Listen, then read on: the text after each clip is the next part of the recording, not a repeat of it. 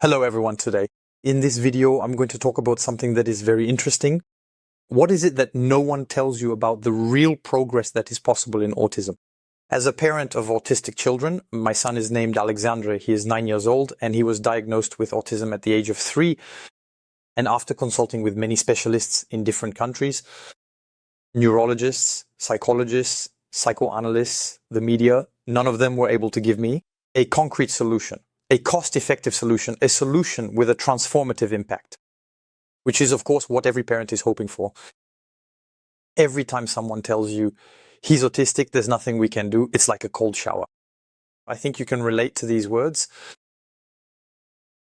The truly unfortunate thing that we see nowadays is that we have a tool, an absolutely powerful and significant lever for change that is frequently and entirely overlooked by most people. It's rarely talked about, and that's neuromodulation. People promote ABA behavioral therapy, but neuromodulation is completely ignored. ABA therapy is like putting a bucket under a water leak. You're only addressing the symptoms on a superficial level, but you're not tackling the problem at its root. Where it really is, you have to understand that a child who has autistic symptoms, there are two main types of problems they might have in the brain. Structural problems, meaning the brain's wiring is atypical. That's the case for true autistics. But there's also a very large percentage of children, and very few people know this. Based on the literature you consult, I encourage you to look closely. You'll find that there are many children in the literature, for example, the BIP children, who are the traumatized children from Romania, who all had severe autistic symptoms, and in fact, not a single one of them was actually autistic. They superficially had autistic symptoms, but the underlying problem was an electrophysiological issue. And it's the same issue for a great many children. Problems like ADHD, hyperactivity, language delay, traumatized children who experienced emotional deprivation very early in their upbringing, all of these lead to functional electrophysiological dysfunctions. Your psychologist probably doesn't know this, very likely. Your psychoanalyst knows it, but from a different perspective. The cold mother theory was the theory of emotional deprivation, which led to electrophysiological dysfunctions in children. This is a connection I'm making for you today between neurology, cerebral electrophysiology, and the psychoanalytic approach.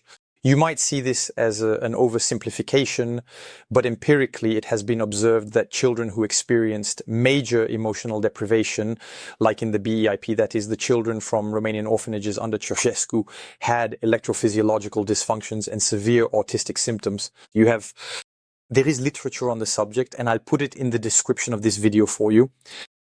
So early childhood will have a major impact on the child's brain electrophysiology later on, and a great many children who are diagnosed ASD, I'm talking about very significant percentages, are actually children who have functional problems at the brain level. This is the case for my son, and I think I'm well placed to say so empirically based on the observations I've been able to make. In my son's case, who experienced deprivation and trauma from ages 0 to 3, who has a typical autistic functioning, and who today, thanks to neuromodulation, we have been able to observe, well, we've seen these issues disappear. Auditory hypersensitivity, stereotypes, and self-stimulation have disappeared within 3 months. We are now at the 3rd month, and I will keep you updated. Of course, in the coming months, I'll keep you updated on Alexandre's various developments, whether things stop here, whether it doesn't go any further, or if the improvement continues. Already the improvement I've seen is revolutionary. It is absolutely unparalleled compared to the improvements I was able to achieve with AD. For example, we can look at specific medical strategies that are completely non-invasive, especially since the process of transcranial stimulation is inherently non-invasive by its very nature. It has completely eliminated hypersensitivity, which for me is already revolutionary and marks a turning point. It has made the self-stimulation and stereotypes disappear. It has brought back affection.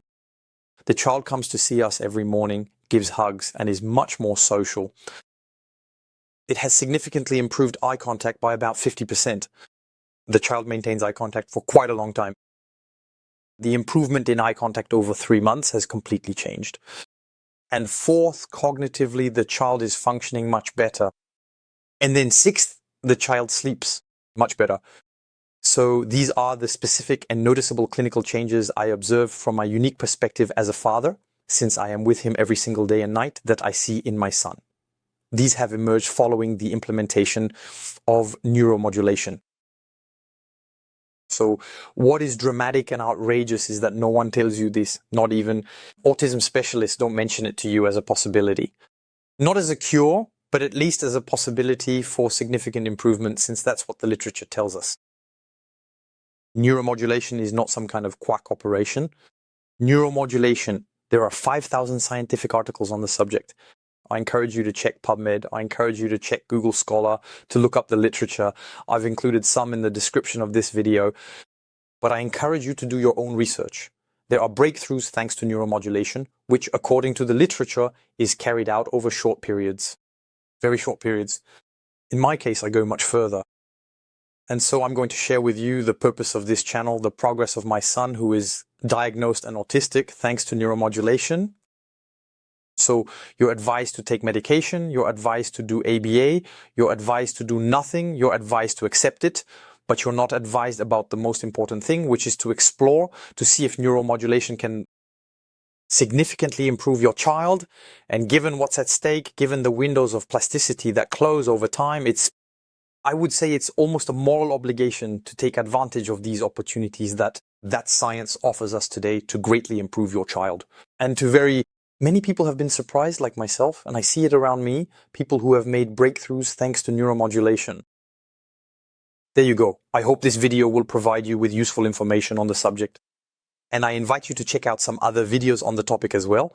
I encourage you to learn more about neuromodulation and perhaps subscribe to this channel, as I will keep you updated over the coming months on my son's progress in terms of functional behavioral improvements.